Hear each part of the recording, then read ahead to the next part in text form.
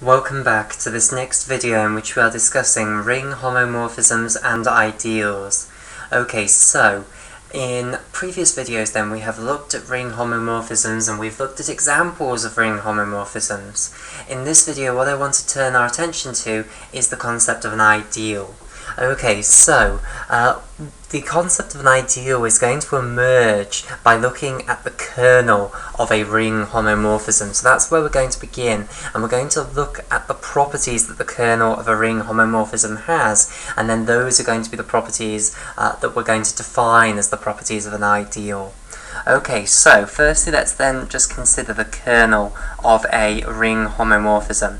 Okay, so let's say phi here is a ring homomorphism from one ring R to another ring, let's call it R prime. So it will satisfy those conditions, the compatibility of addition and multiplication, and the fact that it will map the multiplicative identity in the domain ring onto the multiplicative identity in the codomain ring.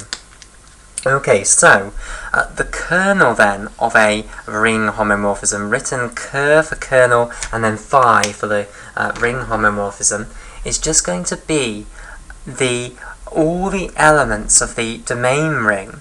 Okay, so all little r, and in fact actually I'll change this notation, we'll have little a, which is an element of the domain ring, capital R, such that phi of a is equal to the additive identity in the codomain ring. So let me draw a little picture for this.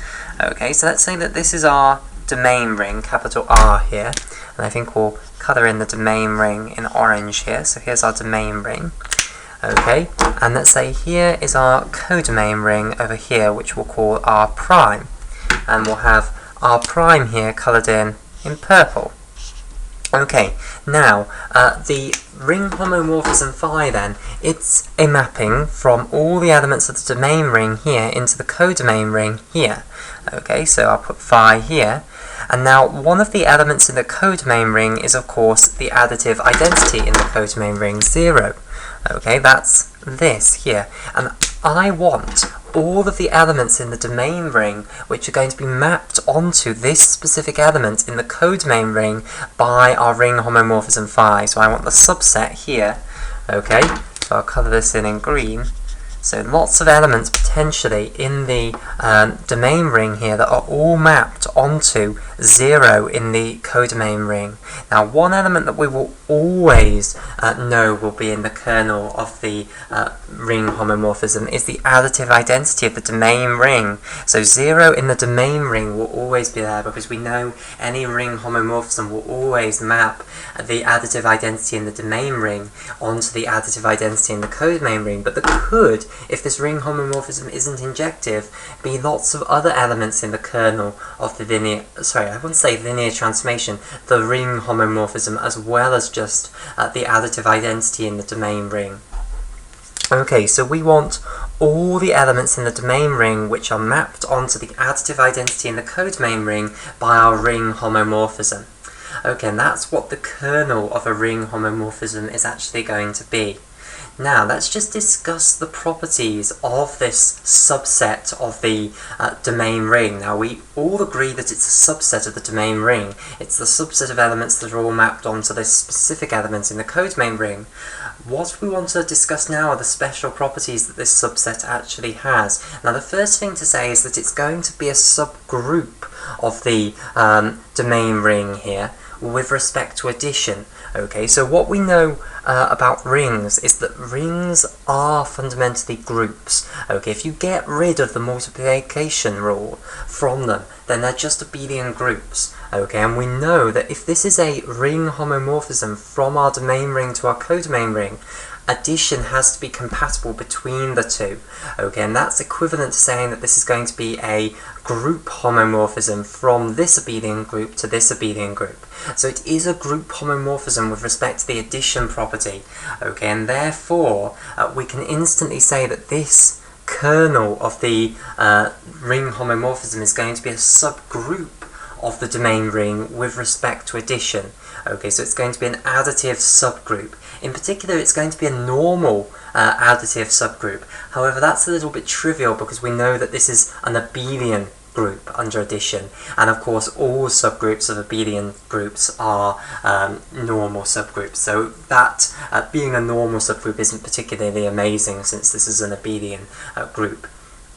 Okay, right, so it is an additive subgroup then of the domain ring. The other important thing is that it's actually going to be closed under multiplication by the larger ring. Now, what do I mean by that? I mean, take any, let's say, A from the kernel of the ring homomorphism. Okay, so pick anything you like in the kernel of the ring homomorphism, and pick any element of the larger ring, so pick any little r from the larger ring that you like.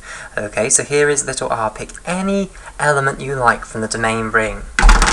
Okay, so anything from capital R and anything from the kernel of the ring homomorphism here. And if you ask, what is r times a? So you multiply r with a. Whatever that answer is, I can assure you it will also be an element of the kernel of the ring homomorphism, and that's no matter what A is from the kernel of the ring homomorphism, and no matter what little r is from the ring. Okay, r times A will always be in there, and I'll just label this up, so that's r times A. And in addition, if you do them the other way around, A times r, that will always be an element of the kernel of the ring homomorphism as well. Okay, so I assure you that these two things will be true. Now, I haven't at this point assumed that my domain ring was a commutative ring, and that's why these two things could potentially be different. Okay, so I haven't insisted that multiplication is commutative, so we do need to state these two things separately. Okay, now, the proof of this is really, really simple. So, just consider what is r times a acted upon by our ring homomorphism phi. So if we want to show that r times a is going to be in the kernel of the ring homomorphism, all we need to show is that the ring homomorphism will map r times a onto 0. Okay, so let's just consider this. What is phi of r times a? Well, if it's a ring homomorphism, this must be phi of r times phi of a, just using the fact that multiplication is compatible between the two rings. But we know something about phi of a here. Okay, we know that phi of a is just exactly equal to the additive identity in our codomain ring here. Okay, and what do we know happens when you take any element of a ring and multiply it by the additive identity? Well, we know you get the additive identity back again. So no matter what little r is, pick whatever little r you like in the domain ring. Phi of little r can be whatever in the codomain ring. It doesn't matter. You are multiplying it by 0. So the answer here is just going to be 0 in the codomain ring, and therefore r times a satisfies the criterion for being in the kernel of the ring homomorphism. And the exact same argument, I hope you can appreciate, holds true if I do it the other way around, a times r. You'll still just have phi of a there, and it will be equal to the additive identity in the codomain ring. That will multiply by the other thing, phi of r, to give the additive identity back again. So that's how we can prove that if you take any element of the kernel of the ring homomorphism and multiply it by any element of the domain ring, that you'll always end up with another element that's in the kernel of the ring homomorphism. Okay, so we say that the kernel of the ring homomorphism, as well as being an additive subgroup of the domain ring, is also closed under multiplication. Multiply it by whatever element of the larger ring you like, and you'll still stay within the kernel of the ring homomorphism. Now note, the kernel of a ring homomorphism is not necessarily a subring. In fact, usually it won't be a subring, because, for instance, it does not contain the multiplicative identity of the larger domain ring. In order to be a subring, the subset has to contain the multiplicative identity. Will the kernel of a ring homomorphism contain the multiplicative identity? Not normally is the answer, because will the multiplicative identity of our domain ring be usually mapped onto the additive identity in our codomain ring? Well, the answer is of course no, because we know that the multiplicative identity has to go on to the multiplicative identity.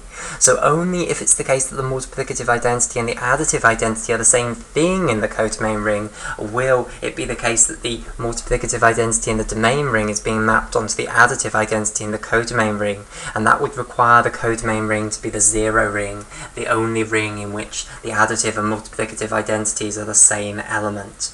Okay, so normally the kernel of a ring homomorphism is not a sub-ring of the domain ring.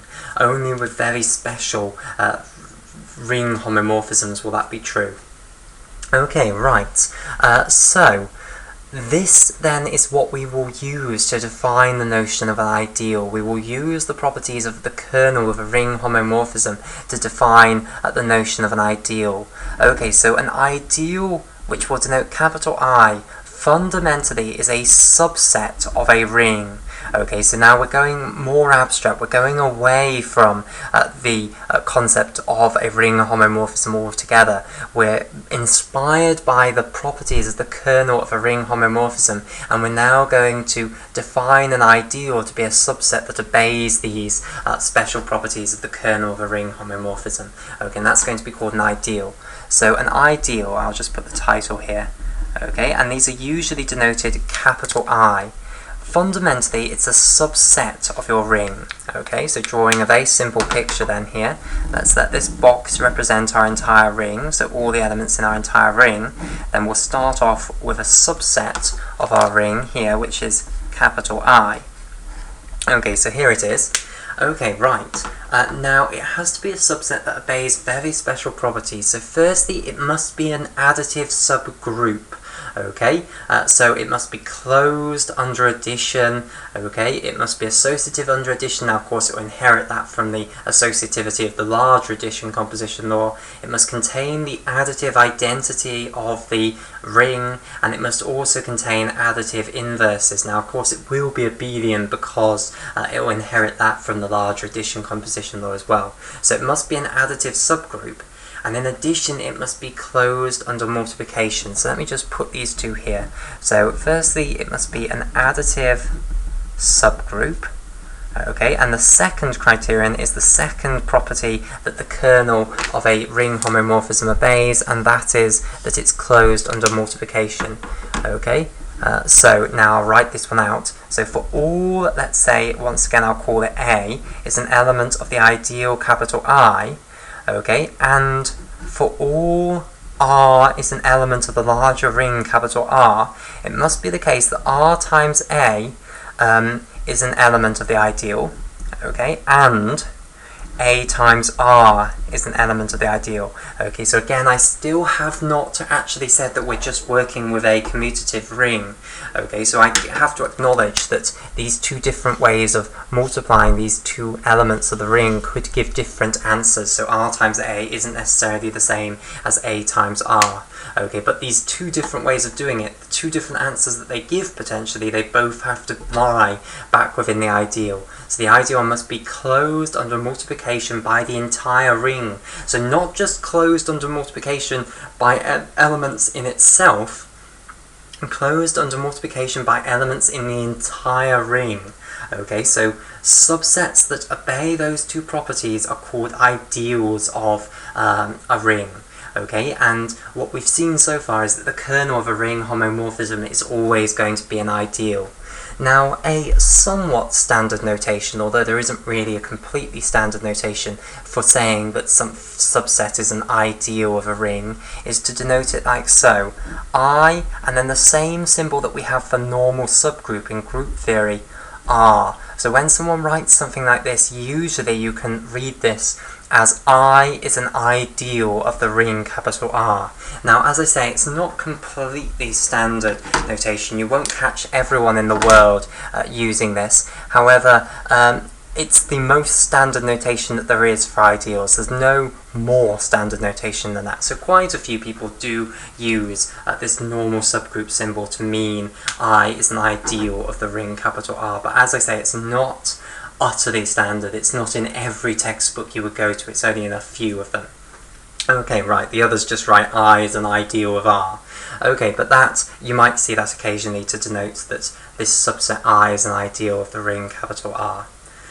Okay, so what I now want to do then is give you some examples of how to construct ideals, and the ideals that I'm going to show you are very simple ideals, and these are called principal ideals, so these are very easy to actually come up with. Okay, so principal ideals are generated by a certain element of the ring. So if you want to create a principal ideal, you need to select your favorite element of a ring. Okay, so, and I should say, we're now going to be working with a commutative ring, so I should put that line here. Let R be a commutative ring, so I'll just put commutative here. Okay, so I now want a commutative ring, so I am making that specification at long last. Okay, so let R be a commutative ring. Okay, and now pick your favorite element of this ring. So this is just some arbitrary ring, and now we're going to pick some little a, which is an element of that ring. And what I'm now going to create is what's called the principal ideal generated by that element A, and it's denoted like so. You put A and then you put curly brackets around it. Okay, so this would be called, the way that you'd speak this is the principal ideal generated by the element A in your ring capital R. Okay, now this is going to be a ideal of the ring capital R. So fundamentally it's going to start off its life as a subset of the ring capital R, and then we need to prove that it's actually going to be a very special subset because it's going to be an additive subgroup, and it's also going to be closed under multiplication by the larger ring. Okay, so firstly, however, we just need to define what this is as a subset. So what you do to create this as a subset is you take the element A and you multiply it, and this is why I want it to be commutative, okay, so that I don't need to worry about whether it's left multiplication or right multiplication. Okay, they're both exactly the same. I don't need to worry about which way round I multiply the two together. Okay, you multiply it by every single element of the ring you can possibly come up with.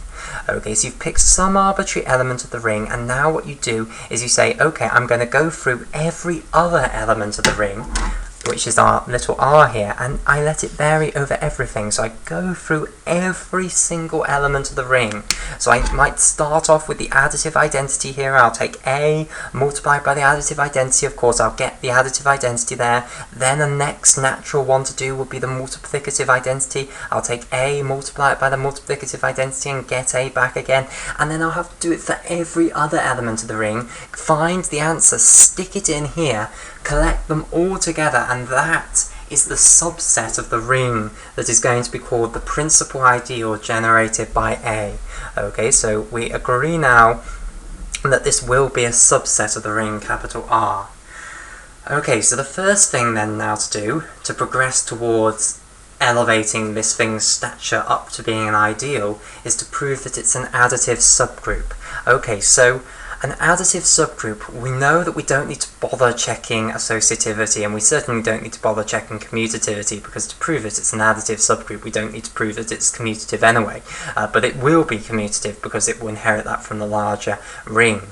All we need to check is closure under addition.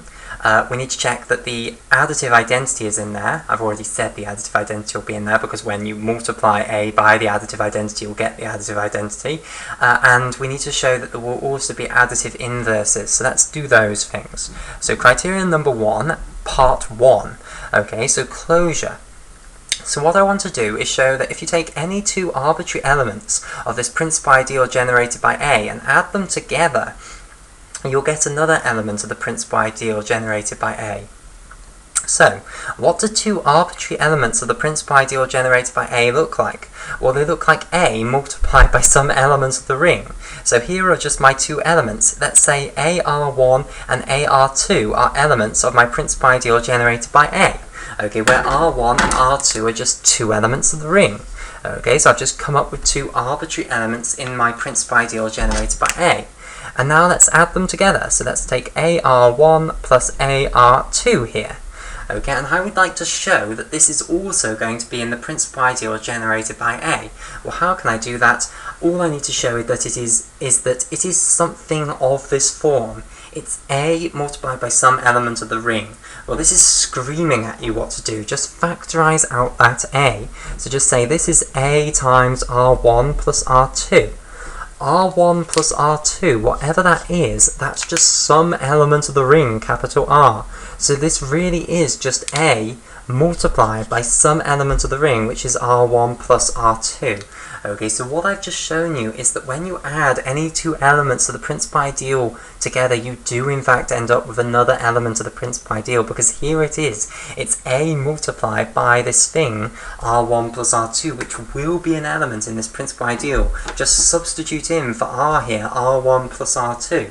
Okay, so indeed, when you add two elements of the principal ideal together, you get another element of the principal ideal. Axiom number 2 then. Oh, we don't need to bother with axiom number 2. Axiom number 3. So axiom number 2 of group theory is usually associativity. We don't need to bother with that one. That one is usually complicated, but we don't need to worry about it because it just inherits it automatically from the associativity of the addition on the larger ring.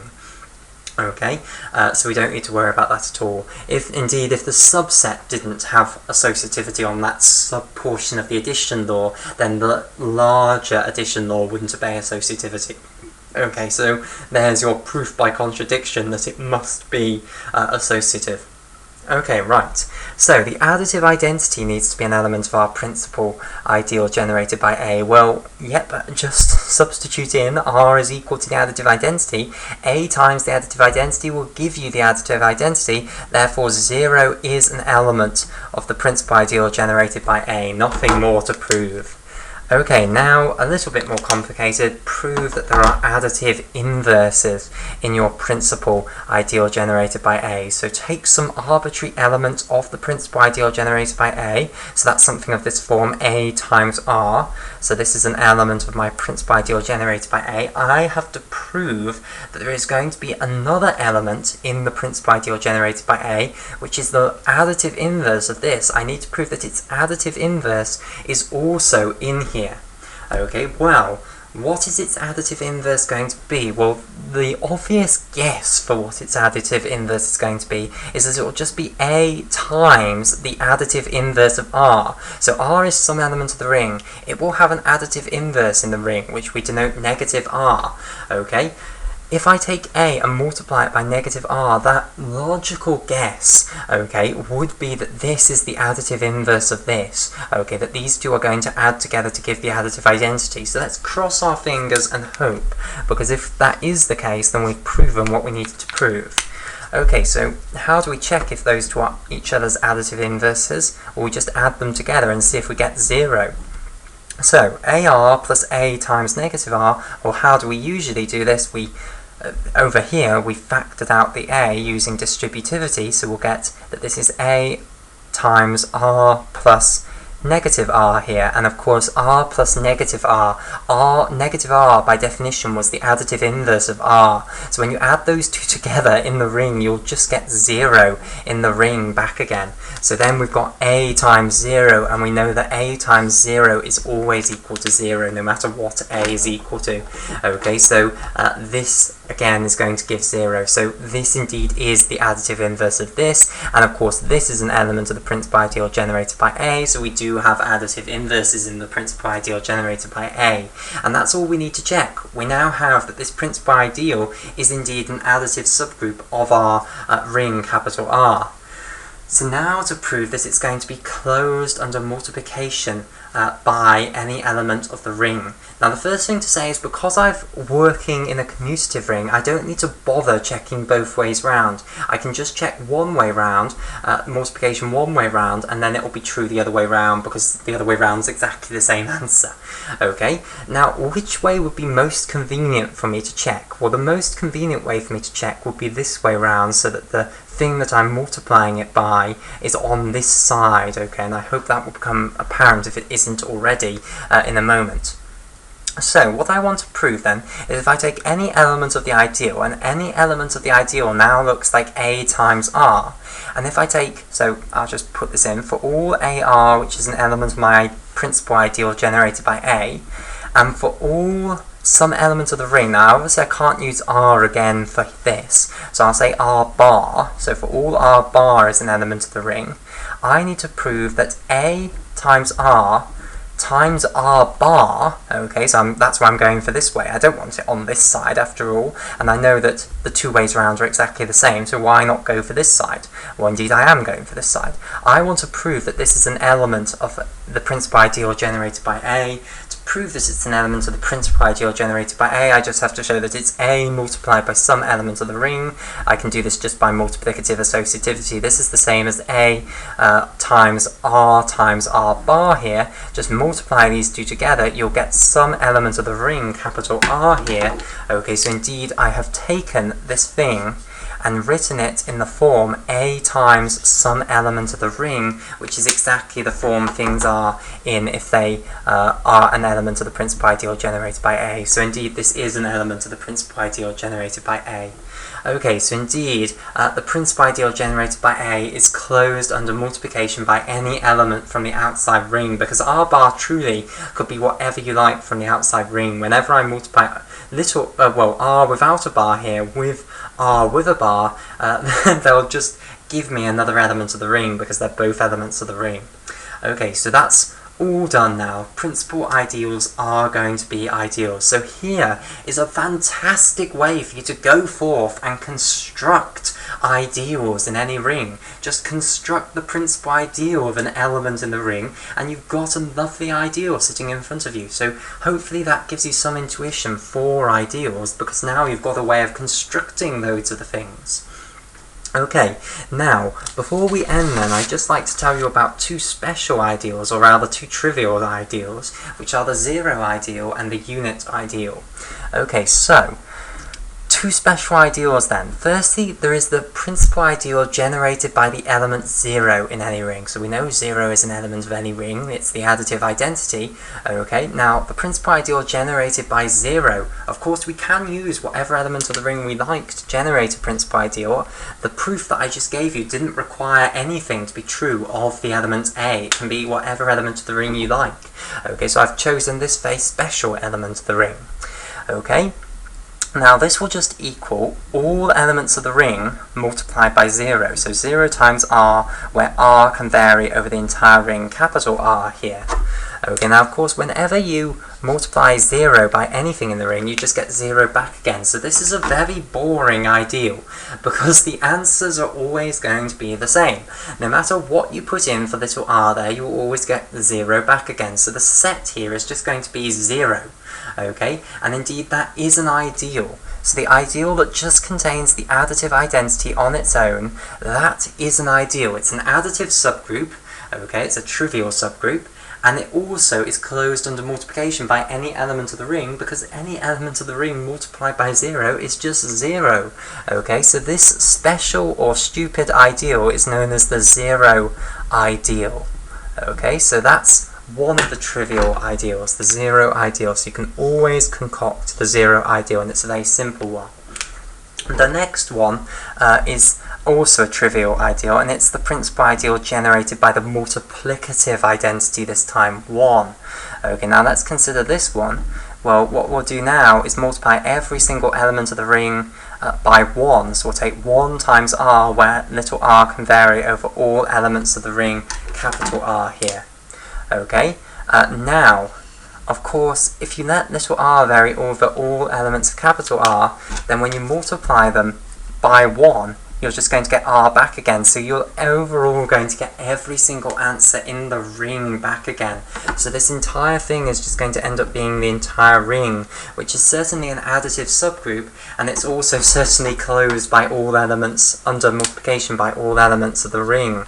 Okay, and this ideal is called the unit ideal, and I'll just explain the reason it's called the unit ideal, and I don't like that dash there, I want to get rid of that. The unit ideal. So why is it called the unit ideal? Well, I claim it's the only ideal a ring can have that will contain a unit. Now let me just remind you of the definition of a unit. A unit in a ring is an element which has a multiplicative inverse in that ring. So remember, very few elements in the ring have to have a multiplicative inverse, namely 1 has to have a multiplicative inverse. Okay, so most elements of the ring don't have to have a multiplicative inverse, however. Elements that do have a multiplicative inverse are called units. this principal ideal, or rather this ideal, which is the entire ring, is the only ideal in a ring that can contain a unit. And let me explain the reason why. So let's say we have our ideal here, okay? And let's say it contains a unit, u. So let's say there is some element of the ring u, which is a unit and which is also in the ideal. I claim you can instantly conclude that I is the entire ring, i.e. the unit ideal. Now how can you do this? Well, if u is an element of the ideal, then what you need also to be in the ideal is all multiples of u, because remember this is closed under multiplication. So specifically I can take u and multiply it by the multiplicative inverse of u, okay? Because as I say, the ideal has to be closed under multiplication. If you take any element of the larger ring and multiply it by an element of the ideal, it has to give another element of the ideal. So u times 1 over u has to be an element of the ideal. Okay, but u times 1 over u by definition is going to equal 1. So that instantly tells us that 1, the multiplicative identity, has to be an element of the ideal. But now, again, we use our argument that the ideal has to be closed under multiplication by any element of the ring. So we can now say, okay, 1 times any element of the ring has to also be in the ideal. So 1 times r must be an element of the ideal, for all r is an element of the ring. Otherwise it wouldn't be closed under multiplication. Okay, so the instant you've got 1 in there, of course now it becomes apparent that you've got all elements of the ring in there, so indeed the ideal is equal to the entire ring. So the instant you have a unit element from the ring in your ideal, the ideal is forced to be the entire ring. Hence why this ideal is called the unit ideal, because it's the only ideal that will contain a unit, any unit. And indeed it will contain all units because it's the entire ring. So these two are the two trivial ideals, the smallest ideal and the biggest ideal. Okay, all other ideals that are in between these, so if it's in between these two, so somewhere in between, are known as proper ideals.